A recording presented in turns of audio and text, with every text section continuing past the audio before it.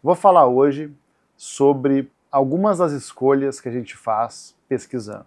Quando eu escrevi o Revolução Conservadora, que é a minha tese de doutorado, eu tinha uma dúvida que era a seguinte: bom, se você pesquisa Era Vargas, você vai no Google Acadêmico, na estante virtual, na Amazon, na livraria, e você vê bastante coisa sobre o assunto.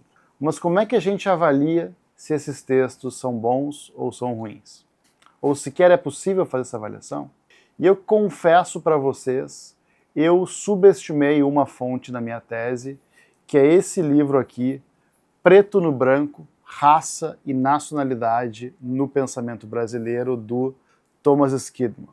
Por que eu fiz isso inconscientemente? O Skidmore ele publicou esse livro aqui, que é um livro igualmente famoso, que é O Brasil de Getúlio a Castelo, que é basicamente um livro que faz todo um arco de história política de Vargas até o começo do golpe militar. E eu pensei inconscientemente, o que esse cara sabe de pensamento racial brasileiro lá no final do Império? E eu comprei o livro e pensei, tá, um dia eu vou dar uma olhada. Acho que não é um especialista de mão cheia sobre esse tema, porque ele tem uma carreira muito mais focada numa história política mais standard, mais tradicional, e deixei o livro na estante. E eu comecei agora nas férias a mexer com essa questão de uma história do pensamento racial e de perseguir as fontes para saber qual a relação disso com o positivismo filosófico do Comte, com as teses evolucionistas, como é que eu ligo isso com a eugenia, com o autoritarismo e tal. E aí eu tirei o livro da estante, comecei a ler e não consegui mais parar, porque é um texto do final dos anos 70, reeditado numa última edição definitiva em 93, salvo engano, e que ele estabelece como um estrangeiro uma visão muito erudita e fascinante sobre a questão racial no Brasil. Tanto é que o prefácio é da professora Lilia Schwartz, que coloca que esse é um clássico que até inspirou ela quando ela escreveu o Espetáculo das Raças, que é um dos trabalhos que ela é mais conhecida e reconhecida.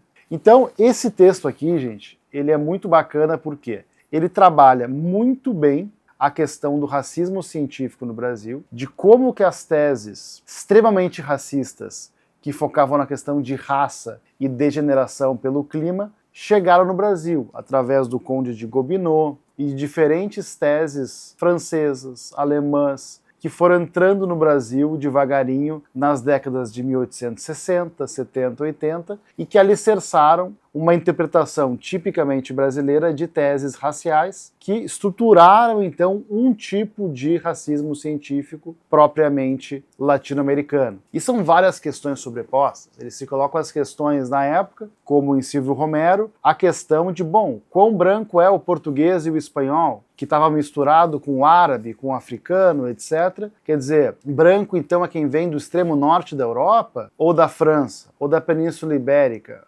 Quer dizer, são várias questões que vão se colocando e, obviamente, é um labirinto. Eu tenho pesquisado bastante sobre isso por interesse e desenvolvendo alguma proficiência nessa área, mas é labiríntico. E esse livro do Skidmore é talvez o melhor livro para o leigo ou para o especialista que quer se aprofundar sobre esse novo tema, que é o meu caso, entrar nesse paradigma de pensar o pensamento racial do final do 19. Então, um livro realmente fabuloso. Depois ele entra na questão, por exemplo, de como que a questão racial vai se colocar depois dessa era do racismo científico, em que tem um outro tipo de ideal de nação na Primeira Guerra Mundial. São outras políticas de branqueamento que às vezes vêm junto com a imigração. São várias propostas muito labirínticas que vão aparecendo na história do Brasil. Um exemplo muito legal, muito eloquente disso, que no final da escravatura se pensava em substituir a força de mão de obra escrava dos africanos por uma mão de obra de trabalhadores chineses, os chamados coolies,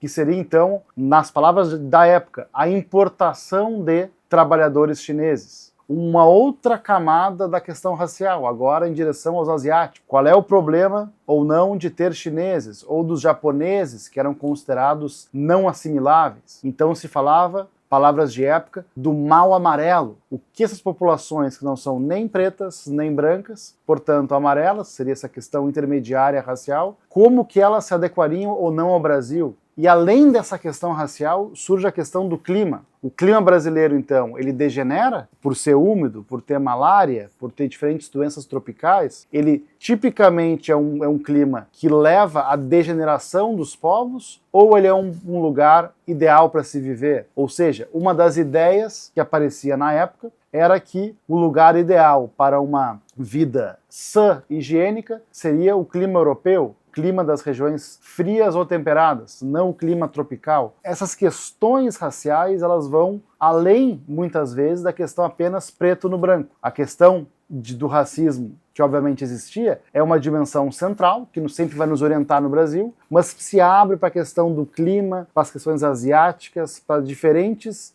fenômenos que são muito importantes de entender. O texto do Skidmore talvez seja um texto, sim, chocante pelo nível de erudição, porque ele escreve esse livro saindo um pouco dos temas de pesquisa dele. É quase como, olha, pesquisando tanto história política do Brasil, eu vou ter que escrever um livro sobre raça. Para falar tanto de nação, nacionalidade, história política, autoritarismo, democracia, eu vou ter que fazer quase que uma parte e escrever, então, o que no fim virou um clássico, que é um livrão da questão racial contraposta à questão da nacionalidade no Brasil, que é uma questão que vai, então, ser central na Era Vargas, em que se para de falar, então, de eugenia no meados dos anos 30 e se começa a criar novos mitos, que é a questão, então, de uma democracia racial. O Brasil seria um caldeirão cultural e que tudo estaria resolvido porque o Brasil, diferentemente dos Estados Unidos, não segregou tanto pretos de brancos e sim criou um país mestiço e miscigenado. É uma questão que até hoje nós estamos discutindo.